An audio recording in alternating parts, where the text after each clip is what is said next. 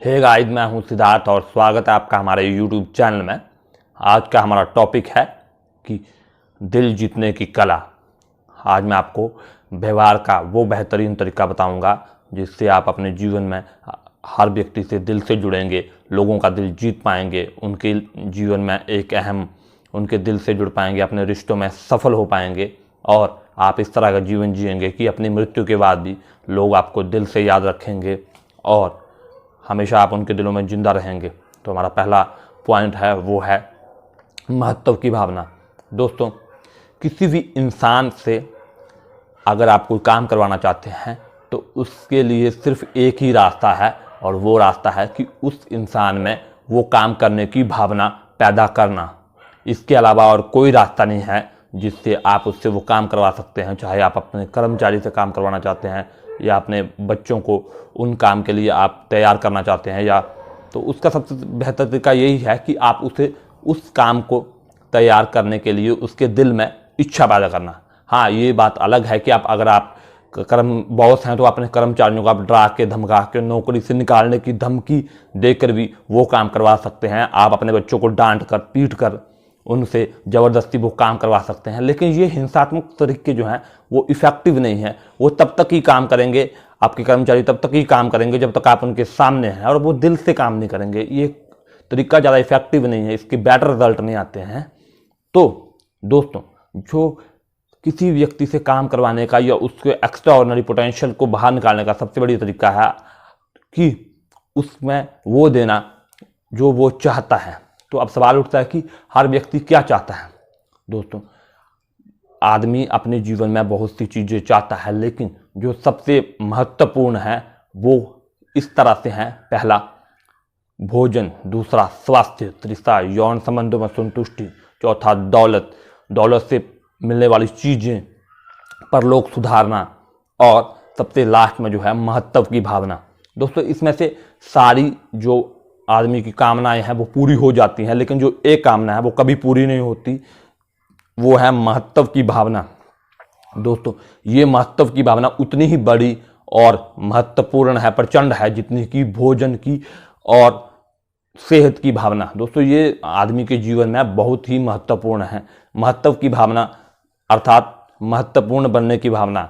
दोस्तों, महान Abraham Lincoln कहते हैं कि हर व्यक्ति चाहता है कि उसकी तारीफ हो, उसे दिल से सराहा जाए, और विलियम जोन्स कहते हैं कि हर व्यक्ति के दिल में ये लालसा होती है कि उसकी तारीफ हो, उसके अच्छे काम को सराहा जाए। तो ये महत्वपूर्ण की भावना हर व्यक्ति के दिल में होती है। दोस्तों, तो हमें इस महत्वपूर्ण की भावना को राइट डायरेक्शन में यूज करना है, अपने काम पे फोकस करके अपनी लाइफ में कुछ एक्स्ट्राऑर्डिनरी अचीव करना है, रिश्तों में अपना 100% देना है, तभी हम अपने जीवन में एक्स्ट्रा ऑर्डिनरी अचीव कर पाएंगे। तो ये महत्वपूर्ण की भावना ही थी जिसके कारण इंसान ने, जो एक आम व्यक्ति था, एक गरीब ग्रोसरी क्लर्क जो था, उसने कानून की किताबें खरीदी जो उसने रद्दी वाले से खरीदी थी, और वो कानून की पढ़ाई की, और बाद में वो व्यक्ति जो है महान राष्ट्रपति बने अमेरिका के, जिनका नाम अब्राहम लिंकन था। ये महत्वपूर्ण की भावना ही थी जिससे एक चाय बेचने वाला सामान्य परिवार, गरीब परिवार का व्यक्ति बाद में भारत का प्रधानमंत्री होना, श्री नरेंद्र मोदी जी, ये महत्वपूर्ण की भावना ही थी जिसके जरिए एक 25 साल की उम्र में बस कंडक्टर बाद में भारत का सबसे बड़ा सुपरस्टार बना, श्री रजनीकांत। ऐसे आपको लाखों एग्जाम्पल मिल जाएंगे जो महत्व की भावना से ही अपने जीवन में एक्स्ट्रा ऑर्डिनरी किया था, क्योंकि उनके अंदर कॉन्फिडेंस था। जहां अगर आप इस महत्वपूर्ण की भावना को राइट डायरेक्शन में यूज करोगे तो आप अपनी लाइफ में कुछ एक्स्ट्रा ऑर्डिनरी अचीव करोगे, लोगों को दिलों में जगह बनाओगे। लेकिन अगर आपने इसे रॉन्ग डायरेक्शन में यूज किया तो ये हमारे और आपके पतन का कारण बन सकती है। दोस्तों, जैसे एक महान पुलिस कमीशन ने साक्षात्कार में कहा कि इस महत्वपूर्ण की भावना के वश में होकर बहुत से इसको गलत डायरेक्शन में यूज करके बहुत से लड़के लड़कियां गैंगों में शामिल होते हैं और वो अपराध करते हैं। अब जब वो पकड़े जाते हैं तो उनकी सबसे पहले लालसा ये नहीं होती कि उन्हें जो सजा मिलेगी जो उन्होंने जुर्म किया है, वो सबसे पहले उन अखबारों को देखने के लिए उत्सुक होते हैं। उनमें इतनी ईगो होती है कि उन अखबारों में अपनी फोटो देखने को इच्छुक होते हैं जिनमें उनकी फोटो, उन अखबारों में रातों रात स्टार बना दिया होता है। उन अखबारों में उनकी फोटो जो है वो अभिनेताओं के साथ, चर्चित राजनेताओं के साथ या क्रिकेट सेलिब्रिटी के साथ छपी होती है, वो उसे देख के बहुत खुश होते हैं और उसके बाद उनको मिलने वाले जो सज़ा होती है उसका उनके गम होता है, लेकिन उसकी तुलना में बहुत कम होता है। तो दोस्तों, इस महत्वपूर्ण भावना को अगर आप राइट डायरेक्शन में यूज नहीं करोगे तो ये आपके पतन का कारण बन सकती है। और ये महत्वपूर्ण की भावना ही है कि अगर आप इस भावना को सही डायरेक्शन में सही तरीके से समझ के यूज करेंगे तो आपको अनस्टॉपेबल और अनबीटेबल बनाने में कोई नहीं रोक सकता। जैसे फॉर एग्जांपल ये महत्वपूर्ण की भावना है, इसमें सबसे ज़्यादा जरूरी है कि आप किस तरह का अनुभव करते हैं, किस तरह रूप में अपनी लाइफ का पर्पस क्या, आप किस तरह से अपने आप को महत्वपूर्ण मानते हैं। फॉर एग्जांपल जो सोनू सूद हैं वो अपने आप को महत्वपूर्ण मानते हैं तब जब उन्होंने लॉकडाउन में, जब भारत सबसे नाजुक स्थिति में था, तब उन्होंने लाखों व्यक्तियों को उनके घर पे पहुंचाया जिनको वो जानते तक नहीं थे। काफ़ी युवाओं को नौकरी दिलाने में उनकी मदद की, काफ़ी डॉक्टरों के साथ मिलके बहुत से मरीजों का इलाज किया जिनको वो जानते थे। उनकी लाइफ का ये पर्पस था, वो अपने आप को महत्वपूर्ण इस रूप में मानते थे। महान एक और व्यक्ति थे जॉन डी रॉकफेलर, वो अपने आप को महत्वपूर्ण मानते थे करोड़ों रुपया का दान करके एक हॉस्पिटल को देके, जहां वो लाखों मरीजों का इलाज करना चाहते थे जिन्हें वो जानते तक नहीं थे। और वहीं एक और व्यक्ति था जो एक सबसे प्रख्यात बदमाश और लुटेरा था और उसके नाम कुछ हत्याएं भी थी। वो अपने आप को डिलिंजर कह के बुलाता था। तो जब उसको पकड़ने की कोशिश करें या वो लोगों को कहता था कि मैं तुम्हें मारूंगा नहीं, लेकिन तुम मुझे डिलिंजर कह के पकड़ाओ, मैं सबसे खतरनाक अपराधी हूं। तो इन दोनों में अंतर क्या था? महत्व की भावना तो दोनों में थी, लेकिन अंतर था अनुभव का। वो अपने आप को किस तरह से देखते थे, वो अपने आप को किस तरह से मानते थे, किस तरह से महत्वपूर्ण मानते थे, अपनी लाइफ का पर्पस क्या मानते थे। दोस्तों, ये महत्वपूर्ण की भावना जितनी महान है, अगर इसको राइट डायरेक्शन में यूज ना करें तो ये आपके पतन का कारण भी बन सकती है। जैसे कि एक बहुत से शोधों में पाया गया है कि भारत में या फिर अमेरिका में मानसिक रोगों की मरीजों की संख्या बहुत बढ़ रही है। तो इसको सबसे बड़ा कारण, एक कारण महत्व की भावना भी है। जैसे कि एक डॉक्टर से जब इसके बारे में पूछा गया तो उन्होंने कहा कि 50% केसेस में तो जो कुछ बीमारियां हैं जैसे सिफिलिस, उसमें क्या होता है कि मेंटली जो ब्रेन की कुछ कोशिकाएं वो नष्ट हो जाती हैं। इसका मुख्य कारण नशीले पदार्थों का सेवन, शराब का सेवन या मानसिक आघात, चिंता, डिप्रेशन आदि के कारण। लेकिन जो 50% पेशेंट होते हैं उनका जो मानसिक स्थिति होती है, जो उनका ब्रेन होता है, जो बिल्कुल हमारी तरह होता है, लेकिन फिर भी वो पागल होते हैं। इसका क्या मुख्य कारण है? इसका मुख्य कारण है कि वो अपने आप को काल्पनिक दुनिया में महत्वपूर्ण बना लेते हैं। वो सब चीज़ें काल्पनिक दुनिया में हासिल करने की कल्पना करते हैं जो उन्होंने असल दुनिया में नहीं पाई। इसके रिलेटेड वो एक कहानी सुनाते हैं कि उनके पास एक महिला पेशेंट थी जिसकी शादी हुई थी, लेकिन उसका पति उससे प्यार नहीं करता था। वो कभी उसके साथ एक साथ बैठकर खाना नहीं खाता था। उससे हमेशा कहता था कि ऊपर उसके खाना उसके कमरे में परोसें, और उनका कोई बच्चा नहीं था और वो बहुत गरीब थे। तो इस महिला ने क्या किया, वो जब मानसिक रूप से पागल हुई तो उसने अपने काल्पनिक दुनिया का जाल बना। उसने मान लिया कि उसने अपने पति को तलाक दे दिया है, वो अमीर आदमी की पत्नी बन गई है, उसके बच्चे भी हैं, और उसको जब कोई उसके नाम लेके पहुंचाता तो उसने अपने कुंवारेपन का नाम रख लिया था। और वो कहती थी कि मुझे मिसिज जॉनसन कह के बुलाओ, मुझे इज्जत दो क्योंकि मैं करोड़पति हूँ। तो देखा आपने, सबसे बड़ा कारण था ये महत्वपूर्ण की भावना किस तरह से आपको और आपके जीवन में और सभी लोगों के प्रति जो है आपके जीवन में जो आपको महत्वपूर्ण की भावना को सही दिशा में यूज करना है, ताकि आप अपनी लाइफ में अनस्टॉपेबल बन सको और अपने जीवन में कुछ एक्स्ट्राऑर्डिनरी कर सको। जो हमारा दूसरा पॉइंट है वो है कि लोगों को दिल को जीतना सीखें। दोस्तों, ये जो महत्वपूर्ण की भावना है, इस भावना के कारण आप सोचिए कि बहुत से लोग पागल होना भी जाते हैं, मतलब पागल होने के लिए भी तैयार हैं। तो अगर सोचिए आप इस महत्वपूर्ण की भावना को सही डायरेक्शन में यूज करोगे तो आप किस तरह से अपने जीवन में लोगों के दिल जीत पाओगे, उनसे दिल में जगह बना सकोगे। इसके मैं आपको कुछ एग्जाम्पल के तौर पे समझाता हूँ। जो एंड्रू कार्नेगी थे, उन्होंने चार्ल्स श्वाब को यूनाइटेड स्टेट्स स्टील कंपनी का प्रेसिडेंट चुना, और बाद में जो चार्ल्स श्वाब थे वो बाल्थम स्टील नाम की कंपनी के प्रेसिडेंट बने, जो कि बहुत ही घाटे पे चल रही थी। लेकिन उनकी जो मैनेजमेंट थी, उनका जो तरीका था, उनकी लीडरशिप के कारण ही वो अमेरिका की सबसे ज़्यादा प्रशिक्षित कंपनी बनी, सबसे ज़्यादा मुनाफा कमाने वाली कंपनियों में से एक बनी। तो इसका सबसे बड़ा कारण क्या था कि चार्ल्स जो श्वाब थे वो किस तरह से प्रेसिडेंट चुने गए और उन बाद में इतनी बड़ी सफलता मिली। क्या वो एक जीनियस थे? नहीं। क्या उनके पास स्टील के बारे में सबसे ज़्यादा नॉलेज था नहीं। खुद चार्ल्स मानते थे कि उनकी कंपनी में उनसे नीचे पद पे बहुत से लोग काम करते हैं जिनको उनके बराबर नॉलेज नहीं है, उनसे ज़्यादा नॉलेज है और उनके ज़्यादा एक्सपीरियंस है, लेकिन फिर भी उनको ही एंड्रू कार्नेगी जी ने प्रेसिडेंट चुना और बाद में वो उन्होंने सफलता हासिल की। इसका सबसे बड़ा कारण था कि उनका व्यवहार, उनके पास जो व्यवहार की कला थी, लोगों के दिल जीतने की कला थी। वो अपने कर्मचारियों की जो कोई अच्छा काम करते थे उनकी दिल की सराहना करते थे, उनकी तारीफ करते थे, उनकी स्ट्रेंथ की तारीफ करते थे और उनसे एक्स्ट्रा ऑर्डिनरी निकलवा लेते थे, उनसे उनका सर्वश्रेष्ठ प्रदर्शन करवा लेते थे।